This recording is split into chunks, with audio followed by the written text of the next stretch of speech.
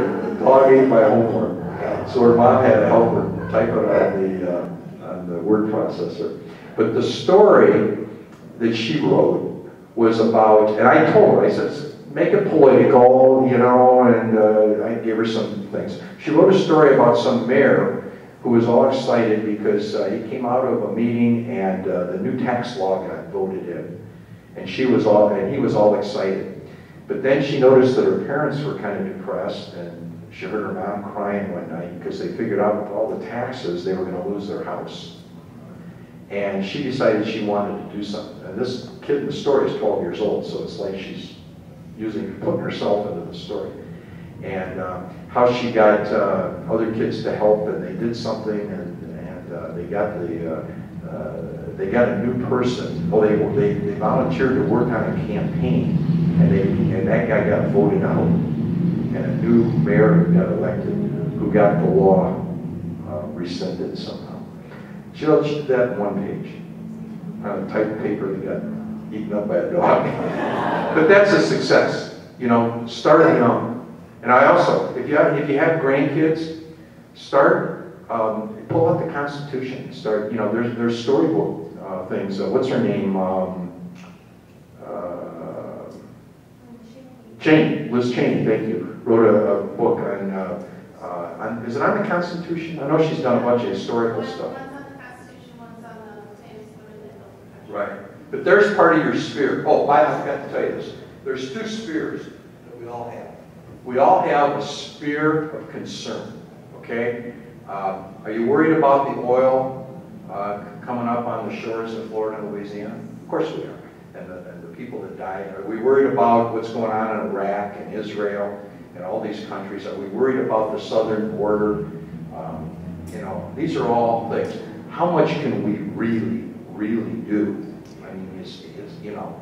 Now I know after Katrina, I went down and helped take care of some people in tents. We were pulling teeth in tents, you know. But that was just a shot in the dark type of thing. But most of us can't do that. Okay, so that's your sphere of concern. But a smaller sphere is your sphere of influence. And who's in that sphere? People you work with, people you know, your family, people, you know, your neighbors, the people that you can really, really influence. That's your sphere of influence. And one of the greatest ones are your grandkids if you've got them, because they're still teachable. They're still moldable, right? How many grandkids do you have? I have 18 grandchildren. 18? 6 great-grandchildren, 2 more on the way.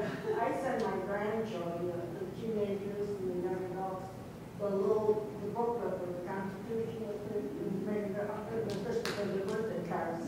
Yep. A couple of bucks or whatever. Yep. And tell them, take this with you to school. That's right. I had one of the greatest joys I had in the last year. My daughter was, she said, we're getting ready to teach on the Constitution, American history. You want to come down and do it? So I said, great, I'll come down and do a class on the Constitution. I got them, the 3 kids, to memorize the preamble. I gave them each a silver dollar if they memorized it. And they all had, and one was a 6-year-old. 6-year-old, she memorized the preamble, you know, for a lousy silver dollar. You know, that's great, but she's got it up here. And and now Maddie writes that 1-page paper with the devastation of taxes. You know, and she doesn't understand the whole thing, but that's okay, you know, because we got to build from somewhere. And the reason I'm in the fight, I got 12 grandkids, because I'm going to make it. I'm old, I'm going to be gone someday, but our grandkids are the ones, they're going to pay the price, you know, if we don't fight the battle. Cliff. I was going to say back in March, you know, the day before I went to D.C. for the healthcare rally, I stopped off at the nurse director's office downtown, and In Washington? No, in Toledo. Oh, in Toledo? Before I went to D.C., the next day I went to. Was she still in Poland? She went. Anyway, stopped off there and talked to one of her aides and tell how I feel about the healthcare. And then I also handed them a Constitution at the same time he was handing me a Constitution. She said, oh, she knows. He said she's already read it. She knows all about the Constitution.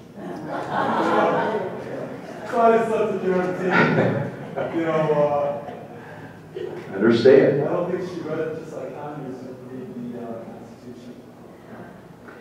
If you have questions, why don't you come up, and then the rest of you can, if you want, because it's time to go. But come on up if you have a question. I'll be glad to answer.